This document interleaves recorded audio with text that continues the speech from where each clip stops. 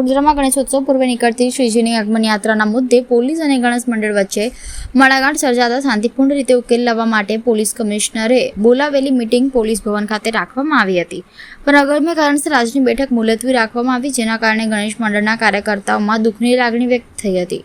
વડોદરામાં ધામધૂમથી ગણેશોત્સવની ઉજવણી કરવામાં આવી રહી છે અને આગામી તારીખ 7મી સપ્ટેમ્બરથી 10 દિવસ માટે ધુંધાળા દેવ આતિથ્ય માણવામાં આવી રહ્યા છે, ત્યારે શ્રીજીની આગમન યાત્રાના મુદ્દે વિવાદ સર્જાયો છે। પોલીસ કમિશનરે ગઈકાલે ગણેશ મંડળ સાથે પ્રતાપનગર પોલીસ હેડક્વાર્ટર ખાતે મીટિંગ યોજી, જેમાં ડીજેના વોલ્યુમ, કૃત્રિમ તળાવમાં વિસર્જન, નિર્ધારિત રૂટ પર સમય મુજબ યાત્રા જેવા મુદ્દા મુખ્ય રહ્યા હતા। ગણેશ મંડળો પણ પોલીસને સહકાર આપવા માટે તૈયાર થયા હતા, પરંતુ શ્રીજીની આગમન યાત્રાઓના મુદ્દે ગણેશ મંડળોએ નારાજગી વ્યક્ત કરી હતી। પોલીસે 27મી ઓગસ્ટ પછી જ આગમન યાત્રાઓ કાઢવા માટે આગ્રહ રાખતા મંડળોએ અસંમતિ દાખવી છે। તેમણે શ્રીજીની પ્રતિમાને પંડાલ સુધી લઈ ગયા બાદ ડેકોરેશન માટે ખાસો સમય જતો હોવાથી આગમન યાત્રા વહેલી કાઢવામાં આવતી હોવાની દલીલ કરી હતી। એક અંદાજ મુજબ તારીખ 27મી પહેલાં 50થી વધુ આગમન યાત્રા નીકળતી હોય છે। રાવપુરા ખર્ચીકરના ખાંચામાં બિરાજતા ગણેશજીની ગઈકાલે યાત્રા કાઢવામાં આવી હતી, પરંતુ પોલીસે તેની પરવાનગી નહીં આપતા યાત્રા નિયત કરાયેલા રણમુક્તેશ્વર ખાતેથી નીકળી શકી ન હતી। જ્યુબિલી બાગ નજીક મૂર્તિ લવાયા બાદ યાત્રા આગળ કાઢવા દેવામાં આવી હતી। પોલીસના અપૂરતા સ્ટાફના કારણે પ્રકારનો નિર્ણય લેવામાં આવ્યો હોવાનું પોલીસ કહી રહી છે। જોકે ગઈકાલે રાત્રે રાવપુરા વિસ્તારમાં આવેલા ખર્ચીકરના ખાંચામાં શ્રીજીના આગમન યાત્રા વેળાએ ગણેશ મંડળની નારાજગી જોતા પોલીસ કમિશનર મંડળ સાથે સુમેળભર્યા માહોલમાં મુદ્દા ઉકેલવાની તરફેણમાં છે અને તેથી જ ફરીથી ગણેશ મંડળ સાથે મીટિંગ બોલાવી છે। ગતરોજ પોલીસ કમિશનર સાહેબ દ્વારા એક મીટિંગનું આયોજન કરવાની અંદર હતું પ્રતાપનગર હેડક્વાર્ટર ખાતે। ખૂબ જ સુંદર રીતે ગણેશોત્સવ અને ખૂબ જ સુંદર મૂર્તિઓ આ વર્ષે સંસ્કારી નગરી વડોદરાની અંદર જ્યારે બની ગઈ છે, ત્યારે આગમન યાત્રા કે જે ખૂબ મહત્ત્વની થઈ ગઈ છે, કેમ કે વિસર્જનની અંદર લોકો એકત્ર નથી થઈ શકતા, જેને કારણે આગમન યાત્રાની અંદર ખૂબ સુંદર આયોજન વડોદરા શહેરના ગણેશ મંડળો દ્વારા કરવાની અંદર આવે છે। ગતરોજની મિટિંગની અંદર ઘણા બધા નીતિ નિયમો એમને જણાવ્યા અને ખૂબ સુંદર રીતે કમિશનર સાહેબે રજૂઆત કરીને દરેક ગણેશ મંડળ સમજી શકે એ રીતે એમને વાત કરી। કદાચ આટલી સારી રીતે વાત આજ દિન સુધી કોઈ પણ પોલીસ કમિશનર સાહેબે મંડળોની સાથે નથી કરી, એ સત્ય હકીકત છે। સાથે એક નિર્ણય જે એમને કીધું કે અમે હાલ પૂરતી તમામ આગમન યાત્રાઓને સ્થગિત કરીએ છીએ, એને લઈને ખૂબ મોટી અસમંજસ ઊભી થઈ છે।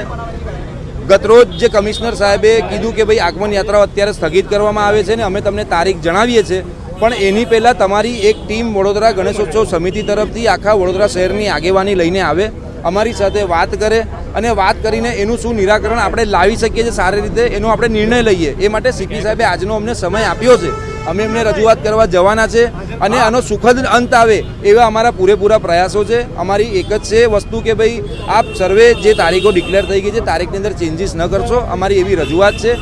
પોલીસ કમિશનર સાહેબ દ્વારા આ વખતે પૂરતો સ્ટાફ ન હોવાને કારણે આગલા દિવસોની અંદર આગામી દિવસોમાં તિરંગા રેલી, શ્રાવણ માસ ચાલવાને કારણે એમની પાસે પૂરતો પોલીસ બંદોબસ્ત નથી એવું અમને જણાવવાની અંદર ગતરોજની મિટિંગમાં આવેલું હતું, પણ અમે રજૂઆત કરવાના છે કે વડોદરા શહેરના તમામ ગણેશ મંડળો ખૂબ સુંદર આયોજન અને હિન્દુ ધર્મના એક સૌથી મોટા પ્રચારક તરીકેની જ્યારે ભૂમિકા ભજવતા હોય તો એમને તમારો પૂરતો સાથ સહકાર આપો।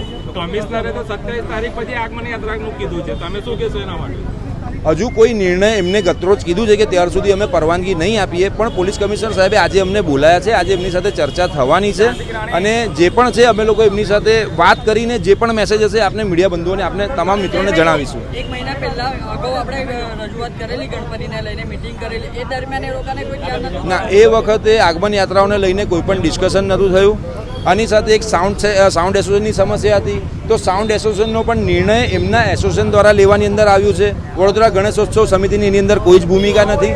અમે ફક્ત ને ફક્ત ગણેશજીની મૂર્તિ માટે જે પ્રોબ્લેમ, જે સમસ્યા ઊભી થઈ હતી એના નિરાકરણ માટે અમે લોકો હતા અને એનું નિરાકરણ અમે સુખદ લાયા હતા। એ રીતે શાસક પક્ષના પણ અમુક જે કોર્પોરેટર છે એ પણ ગણેશ મંડળના પ્રમુખ કે તેના પ્રતિનિધિ છે, એ લોકો પણ આજે તમારી સાથે છે, માનો છો કે શાસક પક્ષના તરફ એ લોકોનું પણ નથી ચાલતું? ના, શ્રીરંગભાઈ આયરે જે આવે છે એ કાઉન્સિલર છે, પણ તે છતાં પણ એમને ગણેશોત્સવ માટે ખૂબ જ લાગણી છે અને ગતરોજની મિટિંગની અંદર પણ એમને સામે ચાલીને કમિશનર સાહેબને જે મંડળોને પડતી તકલીફ હતી એના માટે રજૂઆત કરી છે અને અમે માનીએ છીએ કે એ ધર્મ માટે ધર્મપ્રેમી વ્યક્તિ છે અને ઉત્સવની લાગણી છે, એને કારણે આવીને અમારી સાથે ઊભા છે। અને દર વર્ષે ગણપતિને આપણે ડીજેનું એનું હોય છે, તો હવે આ વખતે કેવી રીતે વાત કરવામાં આવે કે દર સાલનું નિરાકરણ આવે? આજે પોલીસ કમિશનર સાહેબ પાસે જઈશું. અમારી રજૂઆત તૈયાર છે કે ભાઈ જે તારીખો ડિક્લેર થઈ ગઈ છે તારીખની અંદર કોઈ બી ચેન્જીસ કરતો નહીં. આની અંદર પ્રશાસનને સાથે રાખવું પણ જરૂરી છે. આપણે તમામ મુદ્દાઓ પર તમામ વિષયો પર આપણે પોઈન્ટ ટુ પોઈન્ટ એક ઘટના અત્યારે જે દશા માતાની અંદર બની ગઈ કે આગમન યાત્રા હતી. આગમન યાત્રા દરમિયાન એક છોકરા પર અમુક અસામાજિક તત્વોએ હુમલો કર્યો. એ હુમલાની અંદર એ વ્યક્તિનું મૃત્યુ થયું. હવે એ જે બનાવ બન્યો છે એને લઈને આ તમામે તમામ બંધ આખા વડોદરા શહેરના ગણેશ મંડળો પર છે. એટલે અમે તમામ વડોદરા શહેરના ગણેશ મંડળોને પણ અમે રિક્વેસ્ટ કરીએ છીએ બે હાથ જોડીને વડોદરા ગણેશોત્સવ સમિતિ તરફથી કે આવો કોઈ પણ બનાવ આપણા આગમન યાત્રા કે વિસર્જન યાત્રા કે આપણા ઉત્સવ દરમિયાન ન બને એની આપણે પૂરેપૂરી તકેદારી બાંહેધરી આપણે પોતાએ લેવાની છે અને ખૂબ જ સુંદર રીતે આ ગણેશોત્સવનું આયોજન થાય એનું આપણે સર્વે ધ્યાન રાખવાનું. આગામી દિવસમાં 15 ઓગસ્ટ આપના પણ પ્રતાપ મરઘાની તમે તારીખ જાહેર કરી છે, એના વિશે શું કહેશો? અમારી 15/8/2024ના રોજ જે આગમન યાત્રા અમારી નક્કી અને પહેલેથી એને ડિક્લેર કરેલી છે. 10 દિવસ અગાઉથી અમે લોકો આની તારીખ ડિક્લેર કરી દીધી છે અને હાલ પોલીસ કમિશનર સાહેબ દ્વારા જણાવવામાં આવ્યું છે કે અમે તમામ આગમન યાત્રાઓની પરવાનગી આપવાના નથી અને પરવાનગી વગર કોઈને પણ અમે લોકો આગમન યાત્રા કરવા દઈએ નહીં, આવું એમને સ્પષ્ટ શબ્દોમાં ગતરોજ જણાવ્યું છે. એને જ લઈને આજે કમિશનર સાહેબે જે મિટિંગ બોલાવી છે એમાં અમે એમની સાથે બેસીને અમે ચર્ચા કરીને વાત કરીશું, રજૂઆત કરીશું વડોદરા ગણેશોત્સવ સમિતિ તરફથી કે આનો કંઈક સુખદ નિરાકરણ અમને લાવીને આપે.